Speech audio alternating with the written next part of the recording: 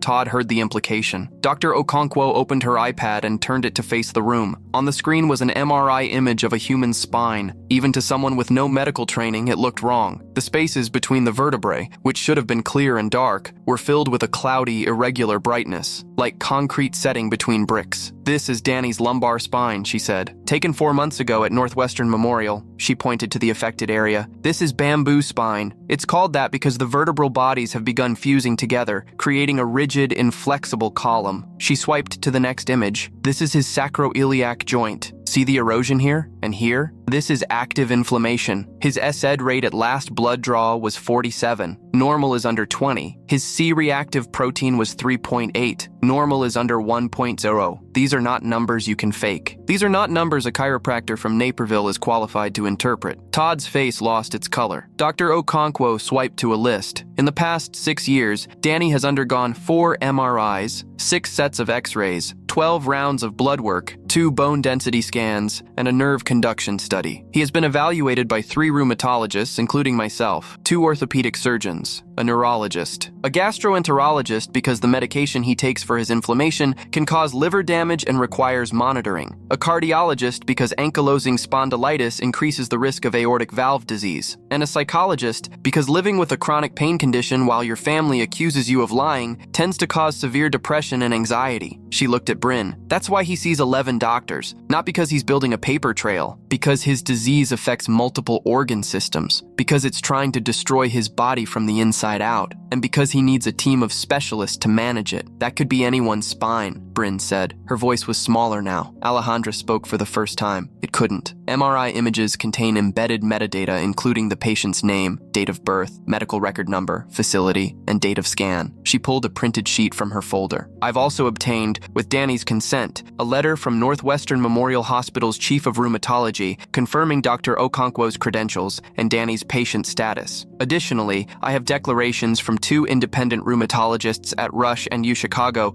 who've reviewed his imaging and confirmed the diagnosis." She set the papers on the table. 3 separate institutions, 6 board-certified physicians, same diagnosis. The room was a photograph. Nobody moved. My Aunt Pauline had her hand over her mouth. Brett's girlfriend was staring at the MRI image like she'd never seen a human spine before. Uncle Dex had sat back down. Dr. Okonkwo walked to my recliner. "Danny, may I?" I nodded. She helped me stand. Slowly, carefully, with the kind of practiced precision that only comes from doing this hundreds of times with patients whose bodies don't cooperate. She guided me to turn sideways to the room. "Lift your shirt, please." I pulled up the back of my shirt. I heard my mom make a sound. A small, broken sound. My back was a topographical map of what this disease had done to me. The surgical scars from the rod placement 2 years ago. The permanently swollen ridge along my lower spine where the fusion was most advanced. The way my posture had shifted. My upper back curving forward slightly because the vertebrae were locking in place and my body was compensating. "You can see the kyphotic curvature here, doctor," Okonkwo said,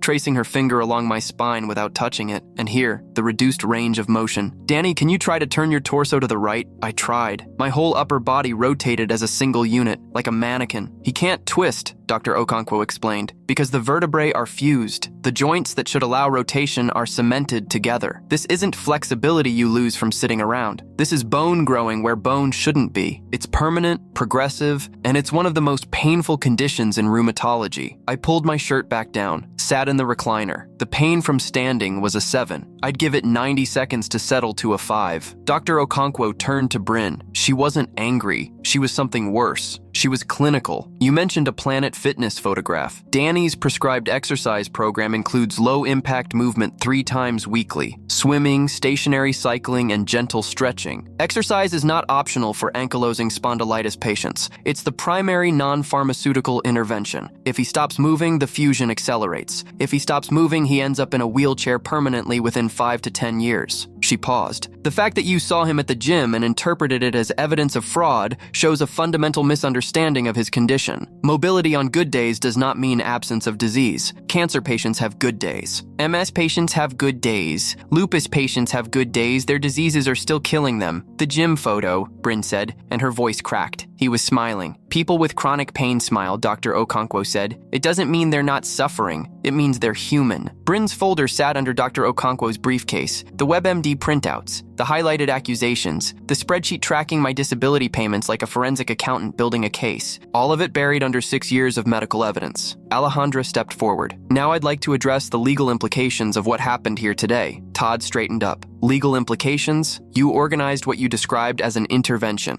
in which you publicly accused a disabled person of fraud. You stated that you contacted a fraud investigator with the intent of filing a false report with the Social Security Administration. You proposed forcible psychiatric treatment based on a non-medical opinion, and you did all of this in front of 23 witnesses, including minor children. It wasn't like that, Bryn whispered. I have a recording. Alejandra didn't blink. Danny has been wearing a recording device for the past 4 months, on the advice of counsel, because he anticipated escalating hostility from his family. Today's recording captures every word spoken in this room, every accusation, every act of participation. Under Illinois law, this recording is fully admissible. Todd's chair scraped the floor as he stood up. This is insane. We were trying to help him. Alejandra pulled another document from her folder. Helping would have been calling his doctor. Helping would have been attending one of his medical appointments. Helping would have been reading the literature on his condition. Instead, you contacted a fraud investigator and threatened to report a legitimately disabled person for crimes he didn't commit. Under Illinois statute 720 ILCS 5 TAR 26-1, filing a false disability fraud claim is a Class A misdemeanor. If it results in loss of benefits, it becomes a felony. Nobody threatened him, Uncle Dex said, but his voice had none of the authority it held 5 minutes ago. Telling a disabled person you'll report them to Social Security for fraud if they don't admit to faking their condition is a threat. Telling them you'll force them into psychiatric treatment is a threat. Organizing a group of family members to confront and intimidate a disabled person in a private residence is,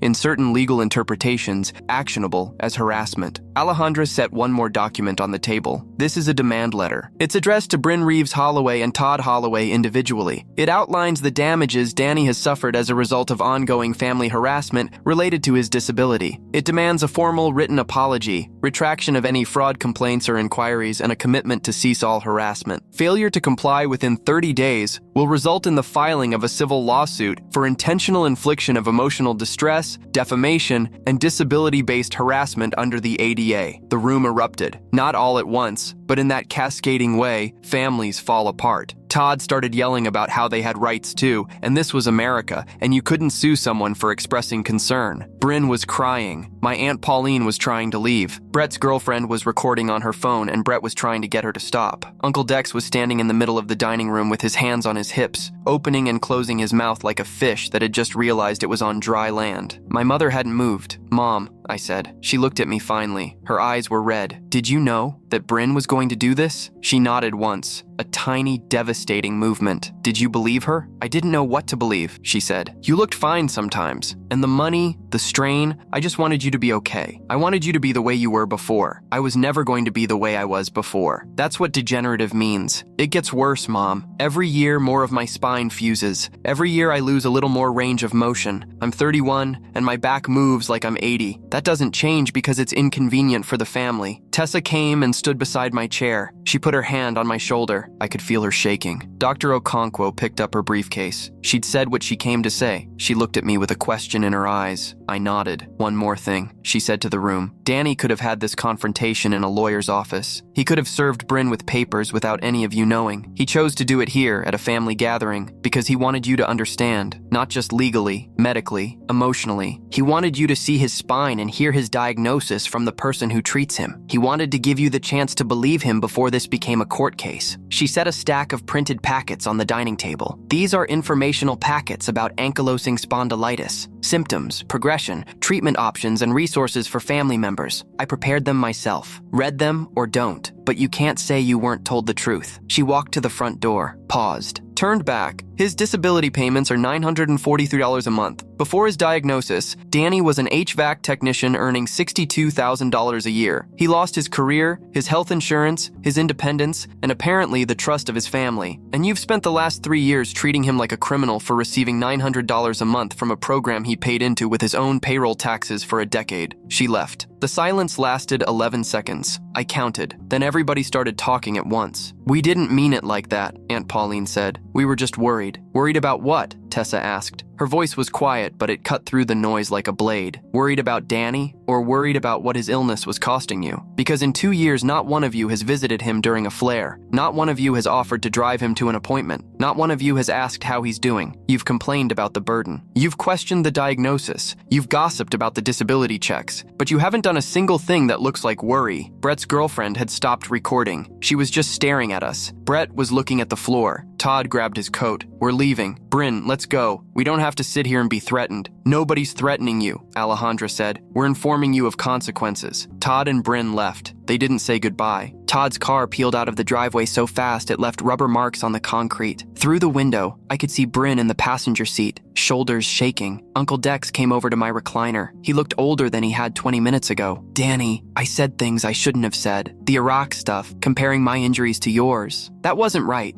I didn't understand what you were dealing with. You didn't try to understand. He nodded slowly. You're right, I didn't. He picked up one of Dr. Okonkwo's informational packets, folded it into his jacket pocket, then he left too. The house emptied gradually, 23 people down to 4. Me, Tessa, my mom, and Gary. The turkey was overcooked. Nobody had eaten. My mom came and knelt next to my recliner. She was 57 years old and kneeling on a hardwood floor clearly hurt her own knees, but she did it anyway. I'm sorry, she said. I'm sorry I helped plan this. I'm sorry I doubted you. I'm sorry I let Bryn convince me there was something wrong with you other than the thing that's actually wrong with you. Why did you believe her? Because it was easier. She wiped her eyes. Because if you were faking, then you could stop. Then you could get better. Then I wouldn't have to watch my son suffer for the rest of his life. Believing Bryn meant believing there was a version of this where you'd be okay. I understood that. I hated it, but I understood it. Hope makes people do ugly things. You need to see my doctor, I said. Not for diagnosis, for education. You need to understand what this disease does so you stop waiting for it to go away. She nodded. And Mom, the next time someone in this family tells you I'm faking, I need you to be the one who says no. Not me, not Tessa, not my doctor. You. Because when your own mother won't defend you, it doesn't matter how many specialists you have. She broke down then, full, racking sobs. Gary helped her up, held her while she cried. Tessa started putting away the uneaten food. I sat in my recliner, in pain, in my mother's house, and I thought about how strange it was that the people who claim to love you most are often the ones most capable of destroying you. Not because they're evil, because they're afraid. Afraid of illness, afraid of dependency, afraid of a future they can't control. And instead of sitting with that fear, they convert it into something more comfortable. Anger, suspicion, blame. It's easier to call someone a liar than to accept that life is fragile and unpredictable, and sometimes the people you love get sick and there's nothing you can do about it. Alejandra called me the next morning. They filed, she said. Bryn and Todd. They actually went through with the SSA complaint. Filed it at 9 this morning. Even after last night, especially after last night. People don't like being embarrassed. They double down. It's predictable. What happens now? The SSA will open an investigation. An examiner will review your file. They'll request medical records, probably schedule an independent medical examination. Given the strength of your documentation, the complaint will be dismissed. But then we countersue. For what? Filing a knowingly false fraud complaint against a disabled person. Defamation, if they've discussed this with anyone outside the family. Conspiracy to interfere with federal benefits. And we have the recording from last night, which clearly demonstrates that they had been informed by a board-certified physician that the diagnosis was legitimate before they filed the complaint. That's not a good faith report. That's malicious. Bryn's my sister. Bryn is a woman who just tried to take away your medical benefits because she couldn't handle the fact that you're sick. The sister part is irrelevant to the law. The SSA investigation lasted 6 weeks. An independent examiner, Dr. Robert Harding, reviewed my complete medical history, examined me in person, and issued a 12-page report confirming my diagnosis and disability status. He noted that my condition had actually worsened since my last evaluation. He recommended continued benefits and flagged the complaint as unsubstantiated. 2 weeks after that, Alejandra filed a civil suit against Bryn and Todd for filing a false fraud complaint, defamation, intentional infliction of emotional distress, and disability-based harassment. She also sent the Thanksgiving recording to the SSA investigator, who forwarded it to the U.S. Attorney's Office. Filing a knowingly false fraud complaint with a federal agency is a federal offense. Bryn and Todd received a letter informing them they were under investigation. Todd called me from an unknown number on a Tuesday night. His voice was tight, controlled, but underneath it, I could hear the fear. Danny, we need to work this out. Family to family. No lawyers. You brought the lawyers into this when you filed a federal fraud complaint against me. We can withdraw it. You can't withdraw a federal complaint. That's not how it works. You told the government I was a criminal, Todd. Now the government is looking at both of us. And they found out that your complaint was filed after my board-certified physician showed you medical evidence that my diagnosis was real. How do you think that looks? She's your sister, Danny. She organized a public humiliation in front of my grandmother, my cousins, and my mother. She accused me of faking a disease that's eating my spine alive. She filed a federal complaint to try to take away the only income I have. She didn't act like a sister. She acted like a prosecutor with a vendetta, and she was wrong." He hung up. The federal investigation resulted in a formal warning for Bryn and Todd. No charges, but a permanent notation in their records with the SSA. The civil suit was a different matter. Alejandra was thorough. She deposed Bryn for 4 hours. She deposed Todd for 3. She deposed my Aunt Pauline, Uncle Dex, and 2 of my cousins. She played the Thanksgiving recording in its entirety. The settlement came 5 months later, $86,000. Medical expenses related to the stress-induced flare I'd experienced after Thanksgiving, which had required an ER visit, a steroid infusion, and 6 weeks of increased medication. Future therapy costs, pain and suffering, compensatory damages. Bryn and Todd paid it from the equity in their condo. They had to refinance. I didn't celebrate. There's nothing to celebrate when your sister writes you a check for hurting you. My mom attended a family education session at Northwestern 3 weeks after Thanksgiving. Dr. Okonkwo walked her through the disease, the imaging, the prognosis, the treatment plan. My mom sat in that office for 90 minutes and asked questions I didn't know she had. What happens when it reaches his neck? Will he need a wheelchair eventually? Is there anything that makes it go faster? Is there anything that makes it go slower? Are his children at risk? That last question broke me. I didn't even know she'd been worrying about that. Dr. Okonkwo answered every question honestly. The disease could progress to the cervical spine, potentially limiting my ability to turn my head. A wheelchair was possible, but not inevitable if I maintained my exercise program. Stress accelerated inflammation. Anti-TNF medication slowed progression but didn't stop it. And yes, there was a genetic component, the HLA-B27 gene. My future children would have a slightly elevated risk. My mom went home and called every relative who'd been at Thanksgiving. She told each of them what she'd learned. Some listened, some didn't. Brett called me a week later and apologized. Said he'd read Dr. Okonkwo's packet cover to cover and felt sick about the things he'd said behind my back. My Aunt Pauline sent a card with a check for $200, which felt like a strange gesture, but I understood the impulse. She didn't know how else to say sorry. My grandmother never apologized. She died the following March, peacefully at 84. At her funeral, I sat in a chair in the front row with my cane beside me, and not a single person questioned why I wasn't standing. The hardest part wasn't the lawsuit or the investigation or the settlement. The hardest part was Bryn. She didn't contact me for 11 months after Thanksgiving. Not a call, not a text, not a card. Complete silence. I thought about her every day, not with anger exactly, with something heavier, something that felt like a cavity in a tooth,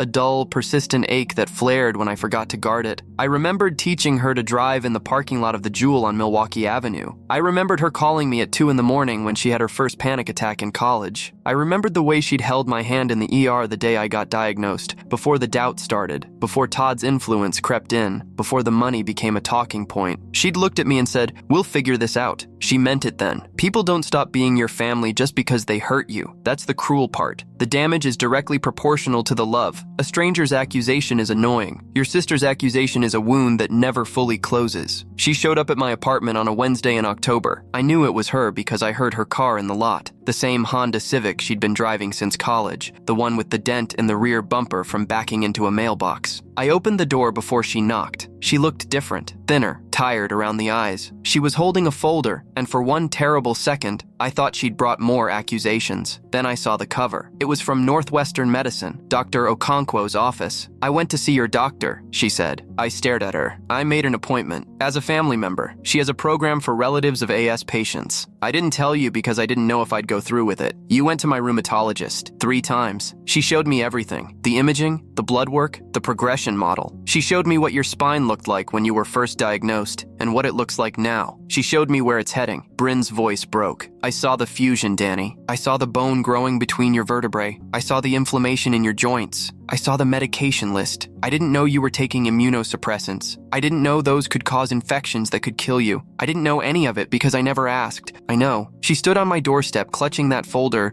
and she started crying. Not the controlled tears from Thanksgiving. These were messy, ugly, gasping sobs. "I am so sorry. I am so sorry. I was wrong. I was completely, horribly, unforgivably wrong. And I know saying sorry doesn't fix it. I know the lawsuit happened and the investigation happened and I put you through hell. I know Todd was in my ear for years telling me you were faking and I should have pushed back. But I didn't because it was easier to be angry at you than to be scared for you. Being angry meant there was something I could do. Being scared meant accepting that my little brother was sick and I couldn't fix it. I let her in. Tessa made coffee. We sat at the kitchen table, the three of us, and Bryn laid out everything she'd learned from Dr. Okonkwo. She'd taken notes, pages and pages of notes in her handwriting, the same handwriting from the Thanksgiving folder, but this time filled with medical terminology she'd actually bothered to learn. She knew the difference between mechanical and inflammatory back pain now. She knew what HLA-B27 meant. She knew why exercise was critical, and why stress was dangerous, and why the gym photo was evidence that I was fighting my disease, not faking it. She knew all of it. 2.5 years too late, but she knew it. Todd and I separated, she said, 2 months ago. It wasn't just about this, but this was part of it, a big part. I realized that the person I was with, Todd, the person who could organize a public humiliation of her own brother, wasn't someone I wanted to be. He brought out the worst in me, the judgment, the suspicion, the cruelty. I let him. I'm sorry about your marriage. Don't be. She wiped her face. It was already broken. This just made it visible. She pulled a check from the folder, slid it across the table. This is my half of the settlement. I know you won it in court. I know you're entitled to it. But I wanted to give it to you directly, not through lawyers, not through a bank transfer, from me, because I owe it to you and I need you to know I understand why. I looked at the check, $43,000, her half. I pushed it back. I don't want your money, Bryn. Danny. I want my sister. I want the person who called me at 2 a.m. because she was scared. I want the person who held my hand in the ER. I want you to believe me. Not because a doctor told you to. Not because a lawyer threatened you. Because I'm your brother and I told you I was in pain and that should have been enough. She broke down again. It should have been, she whispered. You're right. It should have been enough. We didn't fix everything that day. You don't rebuild trust in an afternoon. But we started. She came to my next rheumatology appointment, sat in the exam room while Dr. Okonkwo reviewed my latest blood work, asked questions, real questions, not accusatory ones. She started texting me on bad days, not with advice or silver linings or toxic positivity, just hey, thinking about you. That was all I ever needed. Tessa was slower to forgive. She'd been the one fielding the side comments from my family for years while I was too exhausted or too medicated or too deep in a flare to defend myself. She'd been the one Bryn accused of enabling me. The one Todd suggested was a gold digger living off my disability checks and my mother's generosity. Tessa's forgiveness, when it came in small doses. A returned text, an accepted lunch invitation, a birthday card. Each one a tiny, deliberate act of grace that cost her more than Bryn probably understood. A year after the Thanksgiving intervention, Alejandra called me with an unexpected request. There's a disability rights organization in Springfield. They're putting together a panel on family dynamics and invisible illness. They want someone who's been through what you've been through to speak. Would you be interested? I said no. Then I thought about the woman at the pharmacy last month who saw my disabled parking placard and said I didn't look sick. I thought about the guy at the DMV who questioned my disability ID because I was standing in line without assistance. I thought about every person with an invisible illness who'd been interrogated by the people they loved, who'd been accused of faking, who'd been forced to prove their pain was real to an audience that had already decided it wasn't. I called Alejandra back. Yeah, I'll do it. The panel lasted 2 hours. I told my story, not the legal parts, not the settlement, not the recording device. I told them about Thanksgiving, about the folder, about my mother kneeling on the floor, about my grandmother calling me soft, about my sister showing up 11 months later with notes from my own doctor. Afterward, a man about my age came up to me. He had a cane, same brand as mine. Rheumatoid arthritis, he said. His eyes were wet. My dad told me last week that I was wasting my life in a chair, that I was choosing to be sick. What did you say? Nothing. I just took it, like I always do. Stop taking it, I said. Not with anger, not with a lawsuit, just with the truth. Get your doctor to talk to your family. Make them look at the imaging. Make them read the blood work. And if they still don't believe you, then that's their failure, not yours. Your pain doesn't need their permission to be real. He hugged me, a complete stranger, in a conference room in Springfield, Illinois. And I felt, for the first time in 6 years, like the worst part was over, not the disease. The disease would never be over. My spine would keep fusing. My medication would keep evolving. My good days would get fewer and my bad days would get longer, and eventually, probably, I'd need a wheelchair full time. But the loneliness, the disbelief, the suffocating isolation of being sick in a family that thinks you're lying, that part was over because I'd fought for it.